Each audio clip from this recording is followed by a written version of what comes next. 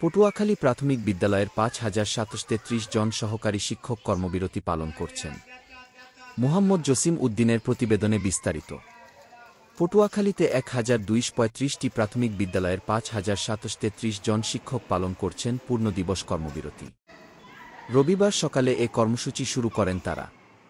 এতে বন্ধ রয়েছে জেলার ১,৮৮,১৮০ জন শিক্ষার্থীর পাঠদান কার্যক্রম।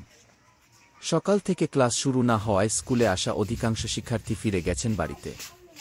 আর বিদ্যালয়গুলোতে আসা শিক্ষকরা অবস্থান নিয়েছেন অফিস কক্ষে। শাহবাগে পুলিশি হামলার প্রতিবাদ জানানোর পাশাপাশি দশম গ্রেডসহ তাদের ৩ দফা দাবি আদায় না হওয়া পর্যন্ত এ কার্যক্রম চলবে বলে জানিয়েছেন শিক্ষকরা।